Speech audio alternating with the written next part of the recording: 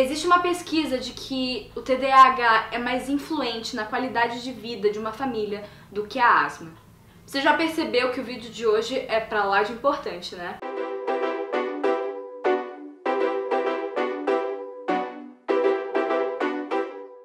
Oi gente, tudo bem? Bem-vindos ao Mundo da Lua! Eu tô aqui com a Maria Cristina Bromberg, ela é pedagoga e tem mestrado em transtorno do desenvolvimento. Ela participou de livros e também é autora de artigos científicos e além disso ela tem uma bagagem bem grande porque ela tem 3 pessoas dentro de casa com TDAH. A Maria Cristina me abrigou aqui na casa dela em Curitiba com bastante carinho, então muito obrigada, né, por acompanhar esse projeto. Tenho certeza que você vai incrementar bastante em todo esse conteúdo. Então, Maria Cristina, como você tem essa bagagem grande, eu quero que você conte um pouquinho dessa tua trajetória com o TDAH.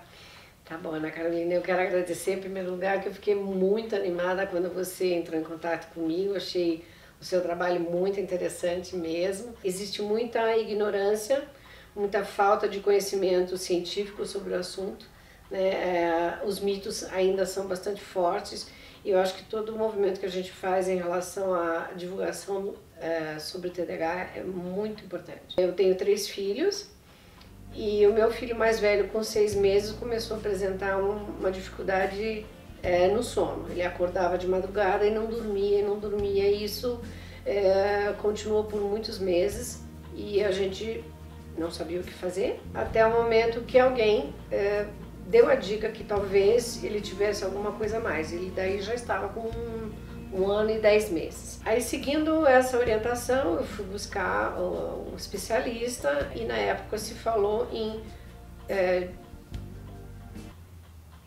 disfunção cerebral mínima, até esqueço, né? Englobava crianças que tinham problema de excesso de atividade motora, a tal da hiperatividade, a desatenção, impulsividade. E aí eu acabei conversando com uma neuropediatra, que foi a pessoa que mais ou menos deu uma dica de que realmente sim, ele tinha um desenvolvimento normal, mas que tinha alguma coisa que eu precisava tomar cuidado e a gente continuou a vida normal. Sempre com os problemas de sono, dificuldades, mas ele era uma criança carismática, gostosa, então não teve assim tanta dificuldade a não ser o meu cansaço. O meu segundo filho teve tudo normal dentro do desenvolvimento de uma criança e quando eu tive o terceiro filho, também a questão de sono estava tudo ótimo, só que a partir dos 3, 4 anos ele começou a apresentar também um comportamento excessivamente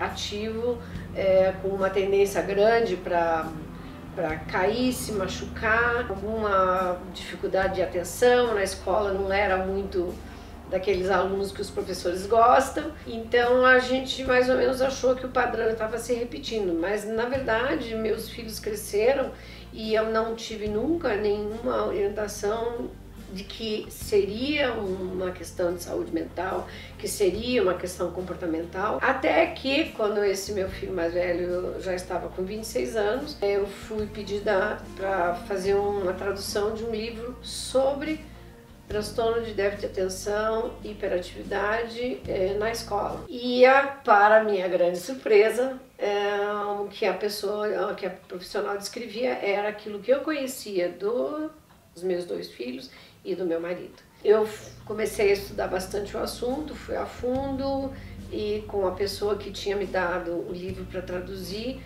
nós trouxemos um especialista, o psicólogo Sam Goldstein, para o Brasil para fazer um simpósio e foi feito em São Paulo em 1998, eu acho, mais ou menos isso. E aí eu fui depois fazer um estágio na clínica dele. Então, a partir desse momento, realmente eu comecei a me profissionalizar. Eu resolvi trabalhar bastante nesse sentido e fazer uma divulgação maior sobre o assunto. Como que uma pessoa com TDAH influencia na qualidade de vida de uma família? Na verdade, você tem várias etapas, porque as etapas a gente já sabe, né? Que as características principais são hiperatividade, déficit de atenção e impulsividade.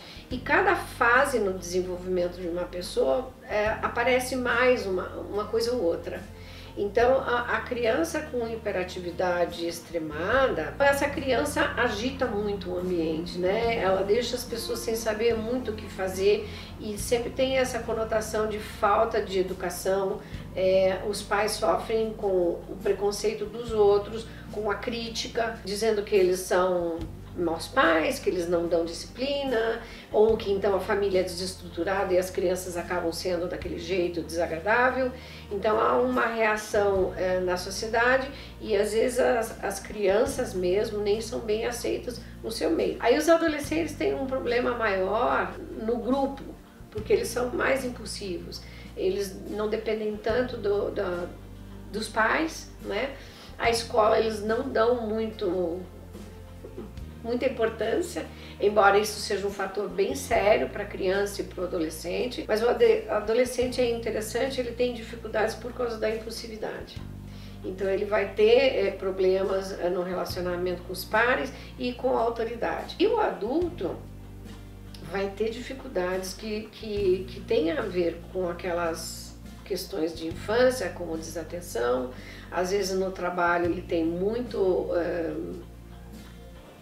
sequela de não saber acompanhar e não fazer reuniões, etc.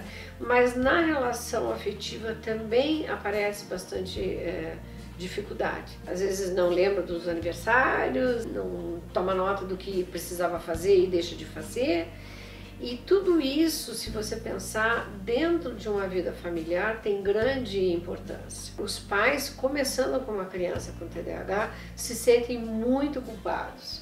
Eles não sabem, quando não têm a noção correta do que seja o TDAH, eles acham que eles estão fazendo as coisas erradas e que eles são incompetentes porque eles não dão conta do comportamento da criança. E tudo isso junto, às vezes, provoca, assim, brigas, excesso de castigos, a criança se sente inferiorizada ou a criança se sente mal amada, e isso provoca uma ruptura entre os pais. É razoavelmente fácil de encontrar famílias com alguém com TDAH em que acaba em separação, porque o estresse é muito grande. Então a influência é grande e a gente precisa ter um conhecimento maior sobre o assunto, a gente precisa ter conhecimento do que se fazer, a melhor maneira de agir para todo mundo ser mais feliz. E tem alguma solução definitiva para o TDAH? Não.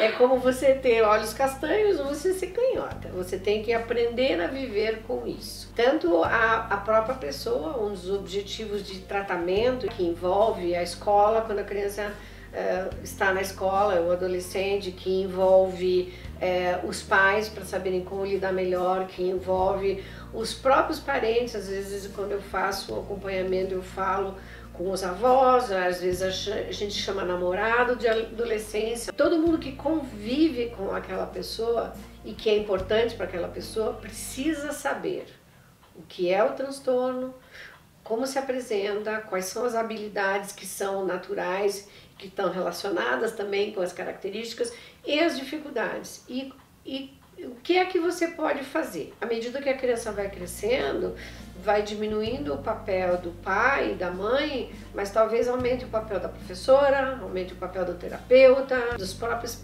amigos que estão acompanhando, para que esse adulto depois possa realmente usufruir de todas as suas qualidades e minimizar bastante as dificuldades, porque não tem como trocar o cérebro, né? Não tem como você tirar aquela função, aquela maneira de ser. Tem como você se ajustar e tirar melhor proveito que as pessoas têm. Então, Maria Cristina, é isso. Muito obrigada mais uma vez. Foi um prazer. O meu também, viu? Obrigada por tudo, né? E é isso, gente. Nós vamos ficando por aqui. Dê um joinha nesse vídeo, tá? Compartilhe com alguém, porque esse assunto realmente é muito importante, ele precisa ser falado. Um beijo, gente, e tchauzinho. Tchau, tchau.